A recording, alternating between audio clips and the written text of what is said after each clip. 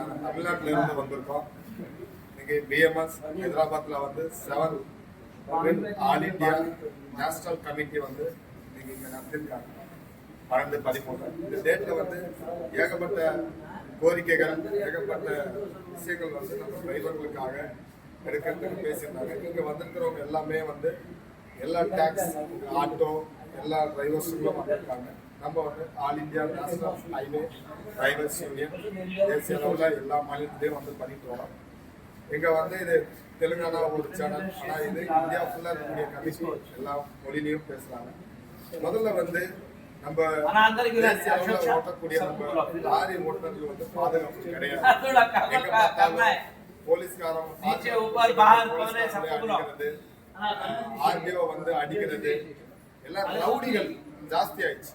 கூடுதலா தமிழ்நாட்டுல ரொம்ப ஜாஸ்தி ஆயிடுச்சு. ரவுடி அராஜகம், போலீஸ் அராஜகம், ஆர்டிஓ அராஜகம், அதே மகாராஷ்டிரா எல்லா பக்கமும் வந்து ரவுடி அராஜகம் வந்து அதிகமாயிடுச்சு. இதுல வந்து ஓட்டருக்கான பாதுகாப்பு கூறிய ஒரு சட்டத்தை வந்து இந்திய கவர்மெண்ட் வந்து கொண்டு வந்தது. நேஷனல் ஹைவே டிரைவர் அப்படின்னாவே, நேஷனல் பர்மிட் ஓட்டக்கூடிய டிரைவர்னாவே அவங்களுக்கு ஒரே சட்டம் தான். முதல்ல உயிர் பாதுகாப்பு சட்டம். ஓட்டுநரை அடிக்கக்கூடாது. அந்த அடிக்கிற நபர் யாரா இருந்தாலும் அவங்க மீது வந்து சிவியர் ஆக்ஷன், கடுமையான தண்டனை விதிக்கணும். அது அரசு துறை சார்ந்த நபர்களா இருந்தாலும் சரி, இல்ல வெளிநபர்களா இருந்தாலும் சரி, இல்ல திருடனா இருந்தாலும் சரி, யாரா இருந்தாலும் சரி, தண்டனை வந்து அளிக்கணும்.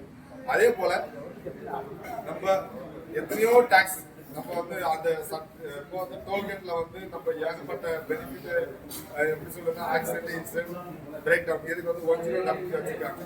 ஆனா இந்த டோல்கேட் அந்த லிமிடெட்ல இருக்கக்கூடிய அந்த சுங்கச்சாவடி லிமிடெட்ல இருக்கக்கூடிய சாலைகளை தான் வந்து திருட்டு, கொலை, கொள்ளை, வழிபறி எல்லாமே நடக்கிறது இந்த சுங்கச்சாவடி லிமிட்ல இருக்கக்கூடிய சாலைகள் தான். ஹைவே பெட்ரோல்னு வச்சிருக்காங்க. என்ன வேலை பாக்குறாங்க, என்ன பண்றாங்க அப்படிங்கிறது எதுவுமே தெரியும். ஆனா ஓட்டுநருக்கு பாதுகாப்பே இல்லை.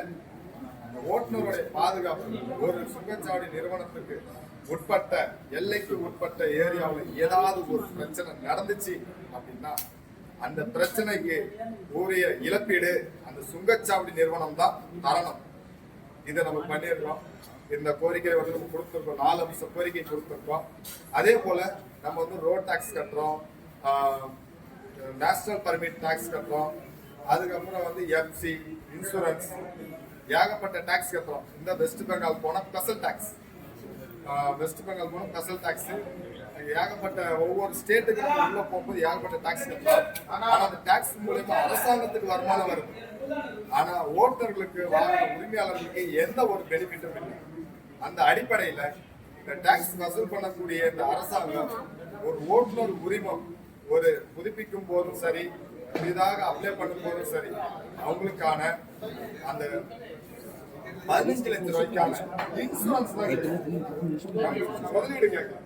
இன்சூரன்ஸ் அந்த இன்சூரன்ஸை நம்ம அரசாங்கம் வந்து லைசன்ஸோட ஆட் பண்ணி கொடுத்தாங்கன்னா ஏதாவது ஒரு விபரீதம் நடக்கும் போது, தவிர்க்க முடியாத சூழ்நிலைகள் ஏதாவது நடக்கும் போது பணம் கிடைக்க நல்ல ஒரு வாய்ப்பாடு அரசாங்கம் உடனடியாக வந்து அமல்படுத்தணும். அதே போல நம்ம ஓட்டுநர்கள் வந்து நிறைய பேர் வந்து இந்த எலெக்ஷன் டைம்ல வந்து ஓட்டு போடுறதுக்கான வாய்ப்பே இருக்கிறது. நம்ம ஓட்டு போடணும். நம்ம தான் இந்திய நாட்டின் குடிமகனுக்கு இருக்கக்கூடிய ஒவ்வொரு உரிமை ஓட்டு உரிமை தான். ஆனா அந்த ஓட்டு போடுறதுக்கு நம்மளுக்கு கொடுக்கணும்.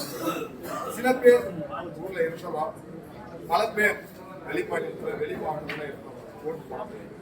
அந்த அடிப்படையில அவங்களுக்கு நம்ம ஓட்டுநர்களுக்கு வந்து தபால் ஓட்டு உரிமை, எந்த மாநிலத்தில் இருந்தாலும் தபால் ஓட்டு உரிமை வந்து அவங்களுக்கு அளிக்கப்படணும் அப்படிங்கிற கோரிக்கையை வந்து நம்ம DBT Bharatiya private transport council Maharashtra கோரிக்கையை நிறைவேற்றிருக்காங்க. நிறைவேற்றினது மட்டும் இல்லாமல் விரைவில் செல்லு பாராளுமன்றத்தில் இதை பற்றி பேச வைப்போம் அப்படின்னு வந்து வாக்குறுதி சொன்னாங்க. கண்டிப்பா இது நடக்கும் அப்படிங்கிறத முழுமையா நம்புறோம். ஓட்டுநர்கள் நீங்களும் நம்புங்க. நன்றி, வணக்கம், ஜெய் ஹிந்த்.